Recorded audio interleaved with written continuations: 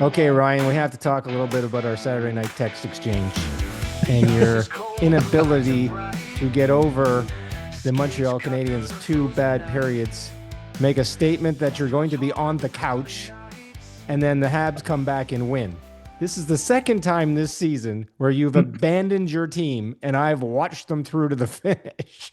Okay, I felt bad about it the first time. I need an explanation for this. I felt bad about it the first time. I did not feel bad about it, and I do not feel bad about it with respect to last night. Dude, you got to watch your team through to the finish. By the way, it wasn't even 5-3 when I turned it off. It was 4-3. It was 4-3. It was 4-3 when they down timed by it the up. two. Yeah, they scored two goals inside of a minute of each other. Oh yeah, and then win it in overtime. Oh yeah, I saw the highlights. Look, the only reason they were within 3 goals of that game was because Ottawa's goalie couldn't stop a beach ball.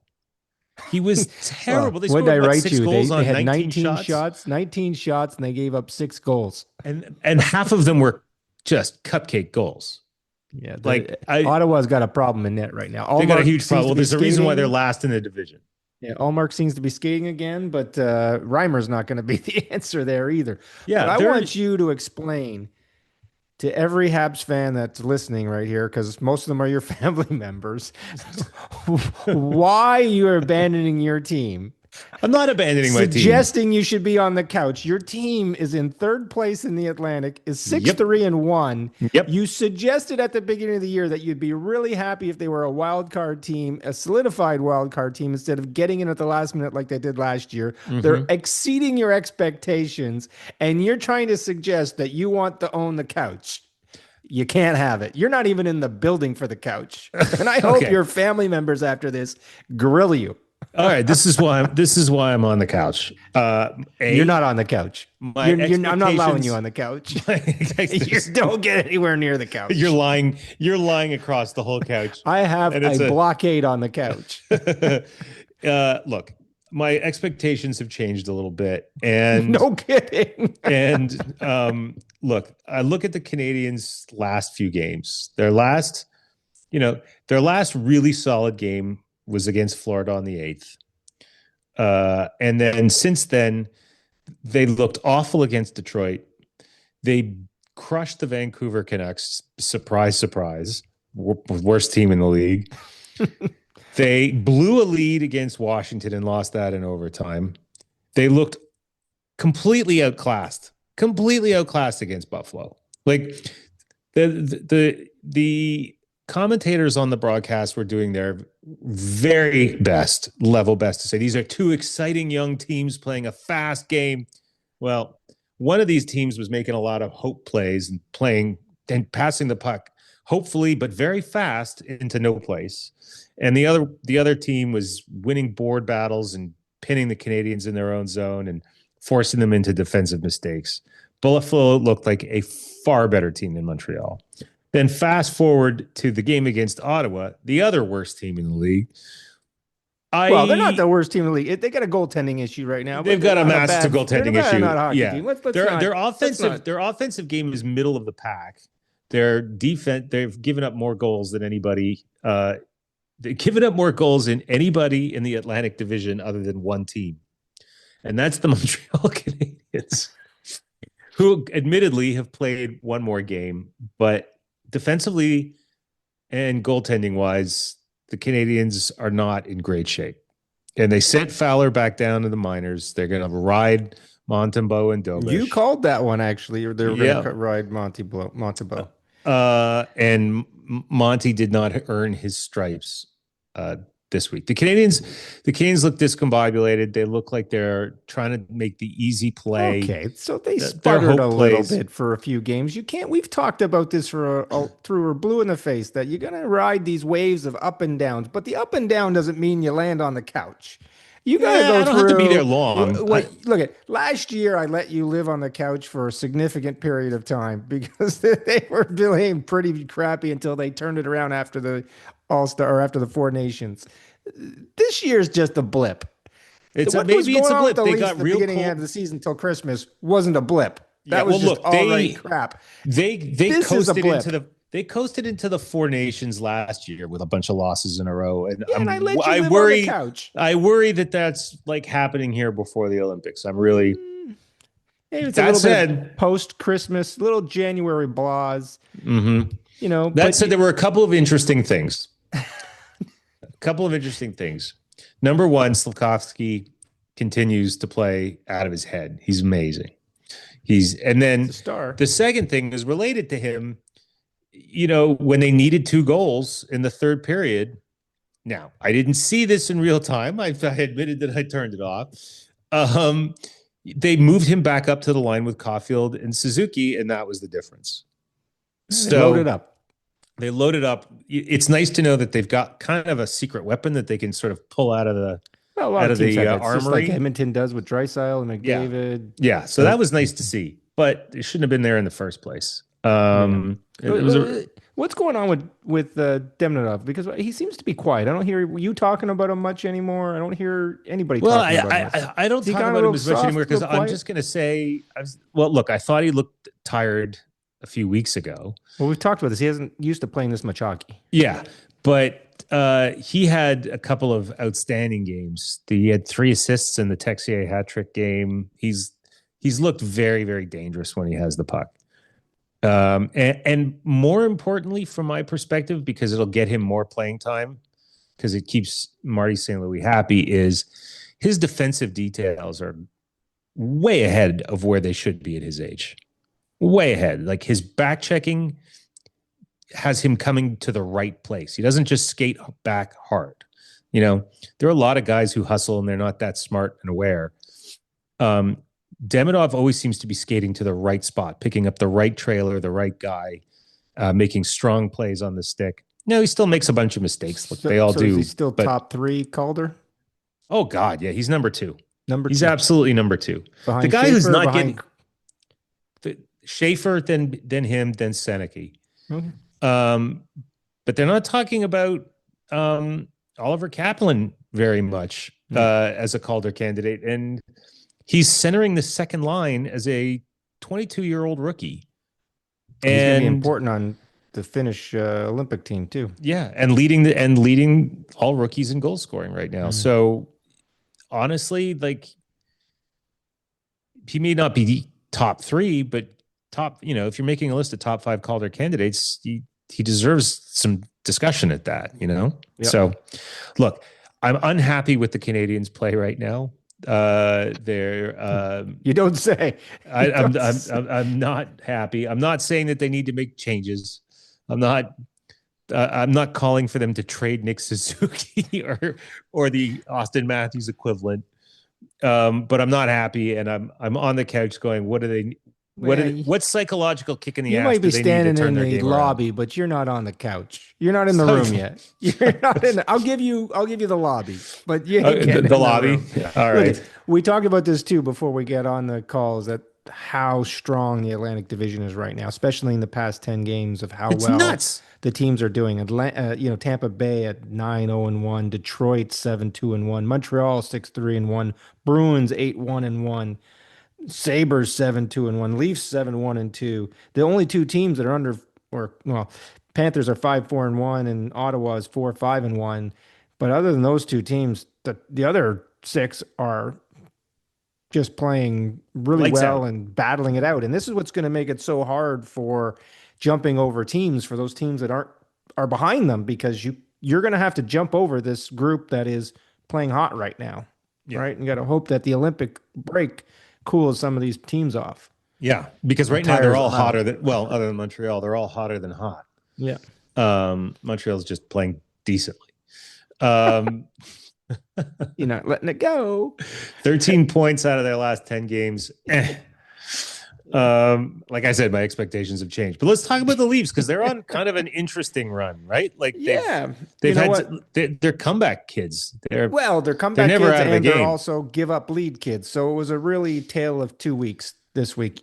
Going into the week, and I included Monday night's game or tonight's game, whenever you're listening to this podcast, against the Wild as part of the week, because it was a really tough 5-game stretch, 10 points. But of the past 4 games, Colorado, Utah, Vegas, Winnipeg, They've gotten 5 of 8 points. And I said going in, they needed 7 of 10 to keep pace with that group we just talked about. Now they need to win against the Wild, which is going to be a tall order. Now, Mm-hmm. coming into the week, the game that I sort of pegged as there's no shot for, we won against Yeah. Colorado. And they played top to bottom. They played a fantastic game, exactly the way Berube wants them to play. Puck in the zone, down low, played hard on the puck, took advantage of opportunities, scored when they needed to, and won an unbelievable win for them. Um, then they play the next night against Utah, and they slept walk into that game. They rested on their laurels from the night before. And yes, it's a back-to-back with travel. Not that big of a flight from Colorado to Utah, but still get in late. But still, these guys are NHL players. This is not unusual. They need to do it. Yes, they're playing at altitude, but come on, put your big boy pants on. This is an important stretch. You got to beat Utah. And they've laid an absolute egg. Yep. Forget it. Not even worth talking about. Then they go into Vegas, a game that's important to both sides for all the reasons. Marner, the Leafs, how he left town. I still blame him. Most of the Leaf fans do. Leaf fans in the building were booing him. It was a great atmosphere. The Leafs jump out to a 2-goal lead. Looks like they're going to chase Aiden Hill before the end of this game. I think I even wrote to you saying Hill won't finish this game. And they proceeded to give up 4 2-goal leads and lose in overtime. And the loss in overtime was incredible for a number of reasons. One, I still don't understand why we're putting Riley out in important situations. First, the tying goal. Riley's out there, shouldn't be. Tavares was out at the end. Where was Lawton? Why wasn't Lawton on the ice? Why wasn't Waugh on the ice? Why weren't your defensive guy forwards on the ice, making it like you're killing a penalty? So bad personnel decisions, as far as I'm concerned, on Berube. They give up the goal. Fine. In overtime, does is Riley an NHL defenseman not understand how to play a 2-on-1? A 2-on-1. I've never played in the NHL. Yeah, I played some collegiate level hockey, but you do not leave your feet on a 2-on-1 in overtime and dive at the puck or dive at the other defenseman. Eh, Yeah, miraculously that shot didn't get through and didn't pass, but because he left his feet, he was out of the play, and the trailing guy coming, and Matthews didn't bust his butt getting back after trying to almost scoring on the other side. But just a disastrous finish to that game and losing, but getting a point out of it. Yeah. They should have won this game And in Marner overtime. Marner had 2 assists, so it wasn't Two or like he three, I crushed think. them. Yeah. So that was a frustrating one. I lost my, you know what, over that one because that was a game they should have won for many reasons. 4 2-goal leads late in the third period. You can't give up. And this is the same things, is that they're didn't play well on their own end. You saw Vegas turning it on. Bad decisions by Berube with people on the ice at the wrong times. Riley just playing incredibly poorly in his own end and giving up the puck. It just bothers me. Flip forward to Winnipeg. Again, a good game, solid Wins a game. win. It's a win. And you know what? You can really see when they're playing a team like Vegas or Winnipeg or Colorado, when the speed is up, that's when they're having the most amount of problems because the Leafs just can't skate with these teams and they can't bog them down. Then they got problems. So but pulled out a win, good win, fantastic goal by Domi from the pass from Matthews. So great. So up and down week. But Yep. again, One thing I do want to say about that game, were you watching that one, not the Habs? I may have, I may have mentioned a bunch of weeks ago, maybe a couple of months ago, about the U.S. and Canadian when we were talking about the Olympic rosters, and I may have been a little bit hard on Kyle Connor because he wasn't having as great a season as he had last year and the year before. He had a lovely goal against the Leafs and played a very solid game. You know, he's always kind of a threat when he's in the offensive zone. He's also, I won't say a liability in the defensive zone, but Kyle Connor is He's a goal scorer. I misspoke about him. He's having a better season. He's a goal scorer. And it looks better than I originally gave him credit for. And then, as I have said, and I'll sing his praises again, because playing in Winnipeg doesn't get you a whole lot of press, even though I hesitate to call what comes out of our podcast press. But Josh Morrissey's a top 7 defenseman in this league. No year question. in, year out. He's a guy I would love to have on my top pair. Oh, fantastic. And both ends of the ice. Both ends of the play, ice. Defensively, small guy, skates really well, passes the puck, shoots the puck. Great hockey player. Can't complain. He I'm glad reminds he's me, on his Team game, Canada. he's a much smaller version, but he reminds me a bit of Pietrangelo in his peak, where like you just depended on him to make the right play every time. Pietrangelo, though, is such a big guy. Yeah. Laid the body a lot more, played the body a lot more physical than a Morrissey. Yeah. But yeah, I hope Pietrangelo, his career is probably done, unfortunately. Yeah. But I'd love to see him come back and Yeah. whatnot. So, but you know what? Big week, 5-8. They got to win tomorrow night against the Wild. They've kept pace, but they're still, and they've, got a game in hand on the Bruins, but their Sabres got a game in hand on us. So again, this is why I said we're playing a lot of West Coast teams right now, and with the division, as we just said, being hot, everybody's winning. We can't control what they're doing. We've got to keep pace and got to keep winning. And it was a big weekend. And we'll talk about it at the end of the show. We got another big week coming up with, again. Montreal has 2 big weeks coming up. Yeah. But before the break, let me tell you right now, if they keep playing the way they're going to play, they're going to lose probably 5 out of their next 6 games, Montreal. And I am going to be on you want to be on the couch. You're just tired.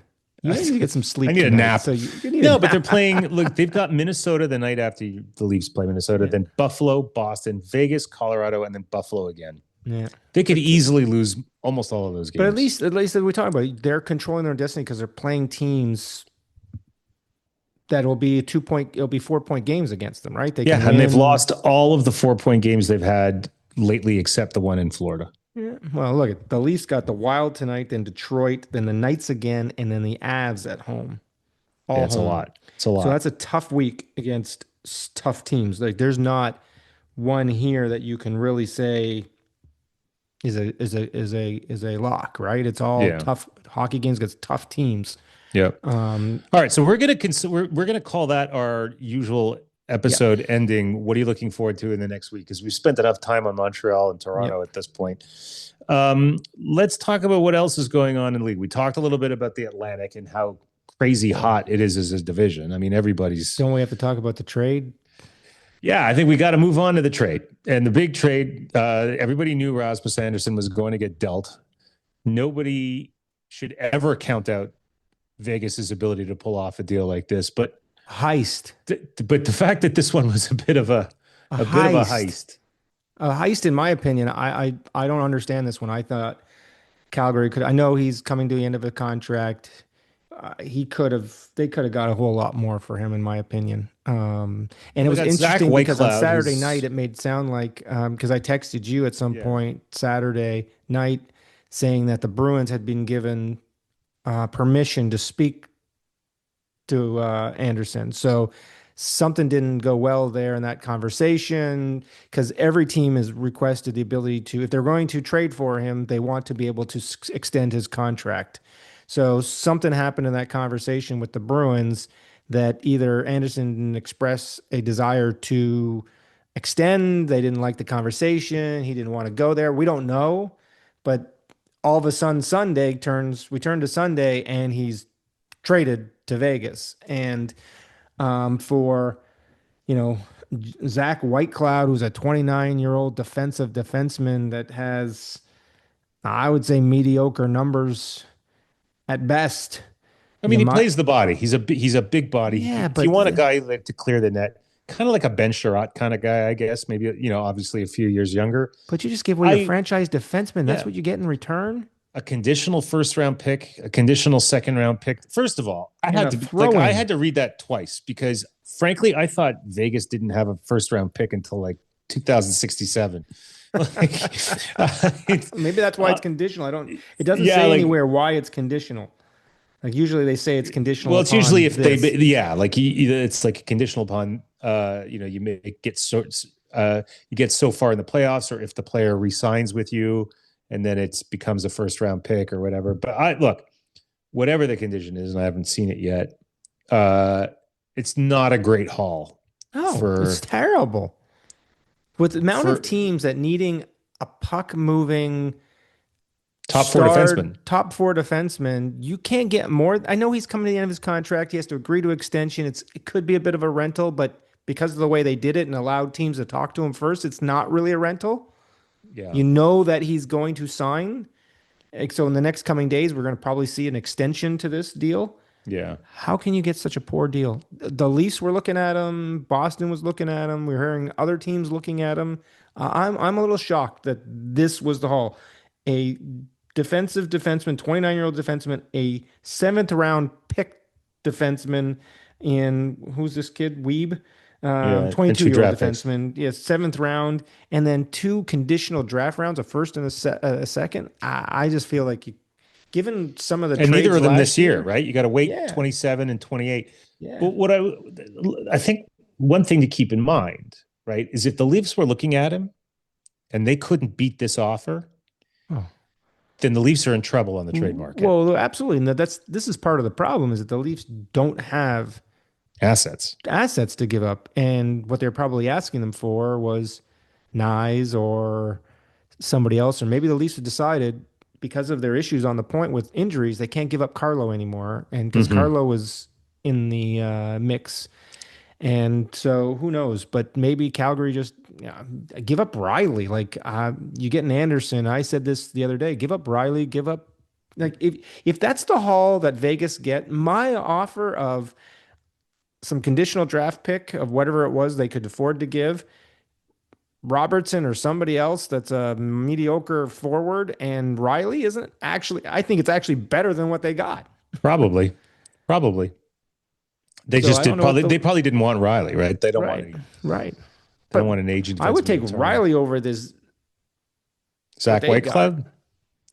Really? At least you get another puck moving defenseman. Well, That's but it depends what your aim is, right? Like Zach Whitecloud probably not long term signed. He can, they he's can got turn 2 more years on a 3 million, almost 2.75 million contract. That's cheap, Yeah, right? absolutely. That's not taking up So cap space. And if somebody's looking for a defensive defenseman, you can flip him at the deadline as right. well. So Riley, you're essentially, stuck with. they got two conditional draft picks for your star defenseman. Yeah. Well, it's just terrible in my mind. Whatever. I think we've talked All about right. this one. The So what other about one, the? Let's talk about the Rangers' white flag. yeah. About time. You gave up Yeah. 18 goals in 2 games. You better send out a letter to your fan base saying that you're retooling. Retooling. Why wasn't the letter saying we fired Chris Drury? Come on. We're going to ask this every week until he It's actually brutal. gets fired. And I don't understand that a bit of, I guess, could you call Panarin their franchise player at the moment? I guess Sorokin, I guess, is. Sorokin is their franchise player. But He's still, like their is it from a Carey player Price. perspective out? I guess Panarin is kind of being the guy that's been there the longest. Yeah. Well, look, you could probably argue that maybe Adam Fox is their sort of most valuable player, I but still say he's overvalued. he's overvalued and he's always hurt. Yeah. But I'll tell you who it isn't. It's not Alexei Lafreniere. Well, they've said they're listening to offers on him too, right? Yeah. So, think about this though. I'm not backing off of our stance. I'll take shots at Chris Drury and the job he's done all day long, twice on Sunday. I bet you'll get better return for Panarin than Calgary got for Andersson. But it's not just him, right? There seems to be a big organizational problem in New York. And by that, I mean, who's their director of player development? They have had, in their rebuild, they've had some amazing draft picks. Capo Caco, Gone. Alexei Lafreniere. Like, why did these guys not develop? Yeah. And by the way, is coaching? that a scouting issue or is that Could be a coaching player issue, development too. and coaching issue? Yeah. It could be all of the above. All of the above. But, I also say what we talked about last year. Is it just, and maybe as evidence, I don't know, in Buffalo with firing the GM and seeing the run they went on, it wasn't a coaching issue, it wasn't a player issue. There was something going on in that franchise that the players just weren't putting forth the effort. And I would say the talent is in New York is not that bad and It's not not that that deep. good either. It's Yes, I not get that that. deep. But it's not last place bad. Yeah. And they're playing terribly. There's quite clearly leftover residual, whatever, what is going on last year, and that the team basically gave up on Drury and the team itself. That hasn't gone away. Yeah. And there's only one way to fix that is change the culture, and management has to change the culture, and Yeah. ownership has to change the culture. Well, they thought And they were doing clearly that. the Dolans don't understand what's going on in this Yeah. They franchise. thought they were going to take care of that in one fell swoop when they traded for JT Miller. And Yeah. guess what? Didn't JT work. Miller is a shell of himself mentally, not even just physically. Like he just straight up gives up on plays now. Yeah.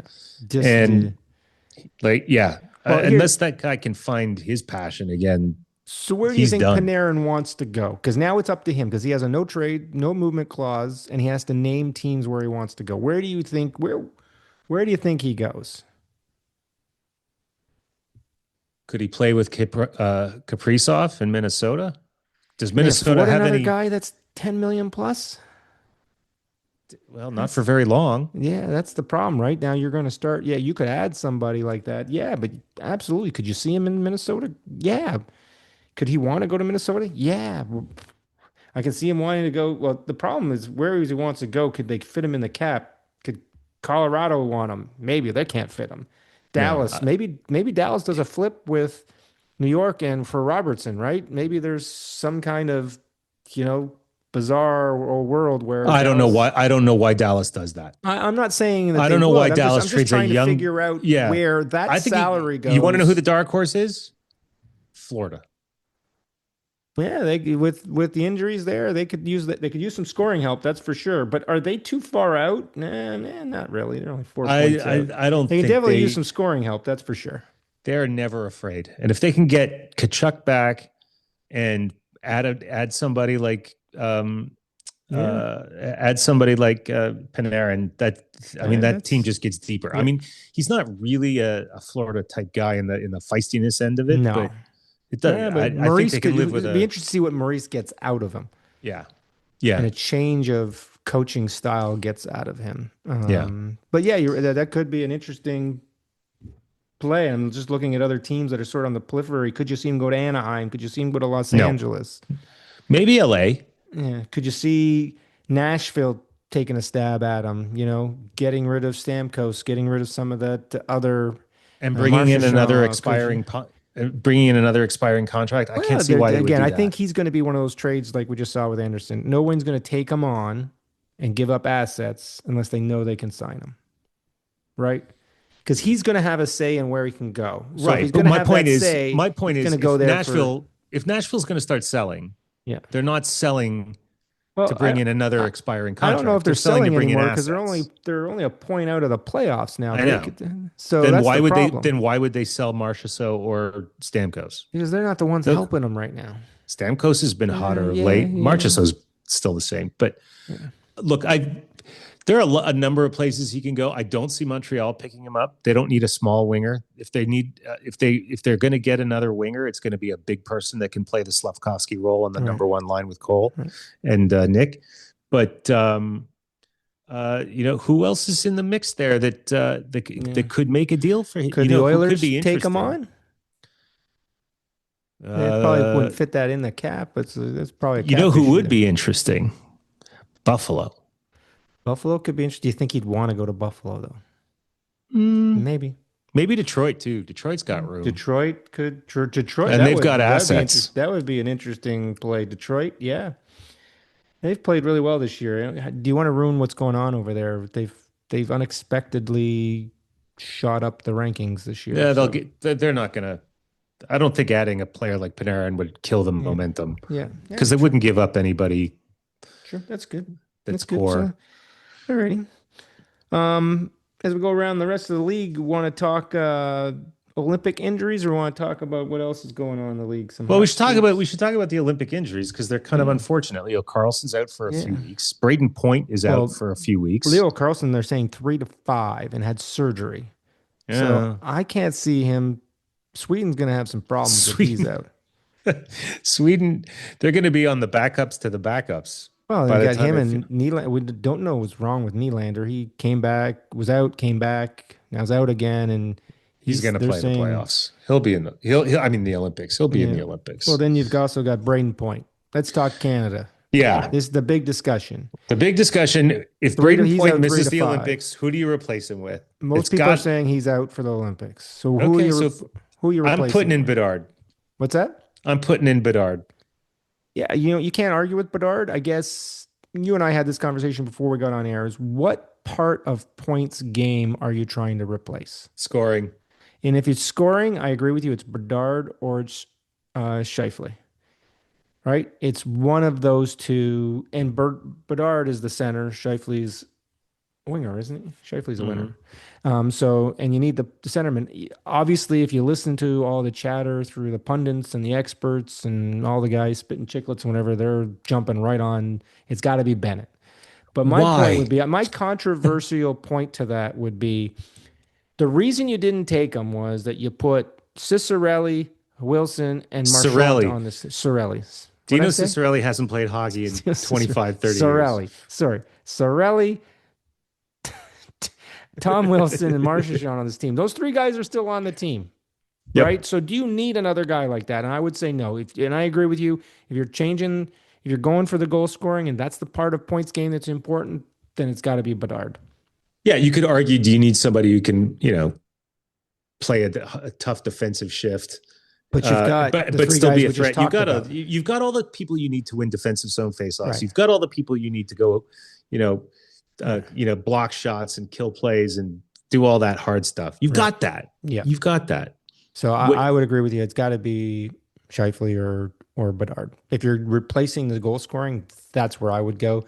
I fear just because of pressure, it's going to be Bennett, but I would say that's a bad decision. As and he's a beast. He's a great guy. He's having a good season. He's play all areas of the ice, but he ain't replacing anybody when it comes to goal scoring. Nope. So, but that'd be and we'll see.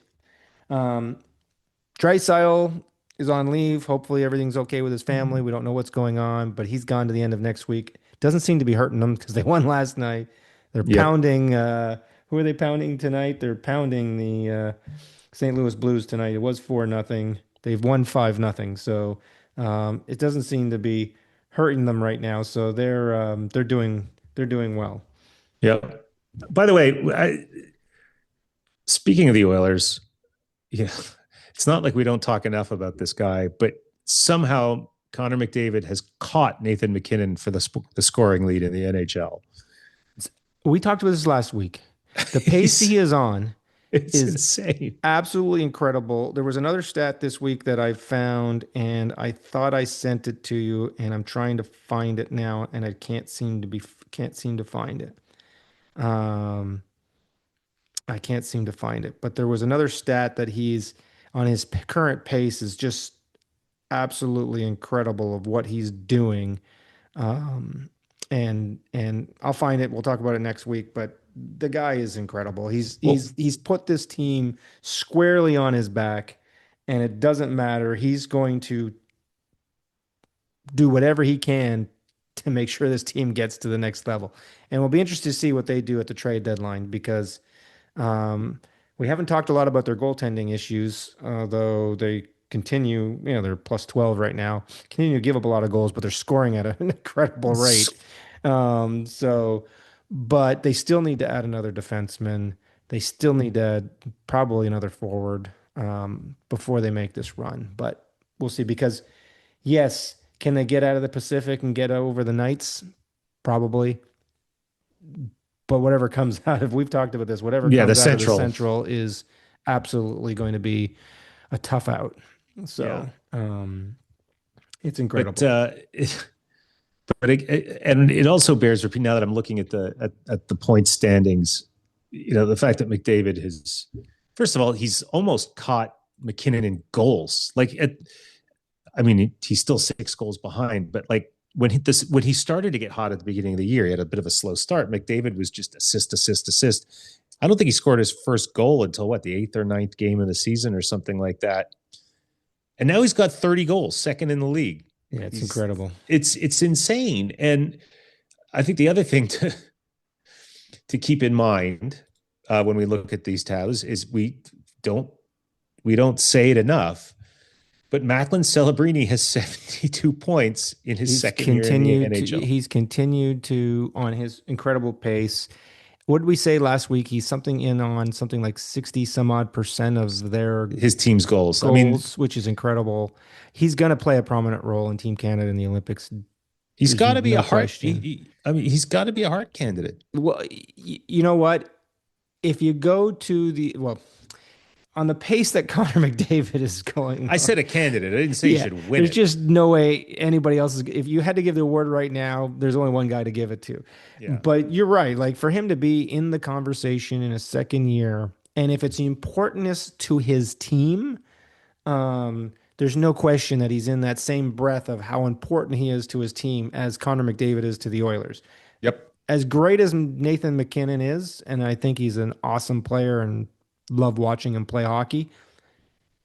He goes out. Yes, the Avs are devastated, but there's a lot around him. Still a good team. Still a good team, right? So they're not. And what the heart is supposed to be is how the importance to your team, right? And so I would say Celebrini's number 2 on that list, as much as that hard it is to say against Nathan MacKinnon. I don't know. I can't. I've been banging the drum for McKinnon all year based on what I've seen from fantastic. him. So I'm not it's a 2-horse race. But if you've got 3 finalists and you have 3 finalists, I'm going to go there. with Macklin Celebrini right there. It's incredible. All right. Well, I think that brings us to the close of another hopefully very entertaining episode of Aiming 5-Hole. Well, there was an episode here where Ryan tried to get on the couch and we stopped him. And you're just not getting there. We're going to get off air before you even get anywhere near the couch, and I've got a lock on it. You're not getting there. We'll see what happens after this week. We'll let you get through this week. I know you got a tough week. Leafs got a tough week. Habs got a tough week. We'll see where you are next week. All right. Well, then if I'm not on the couch, I'm on the recliner. All righty. We'll see you next week on the Aiming 5-Hole podcast. See you later, Ryan. Take care. Bye-bye.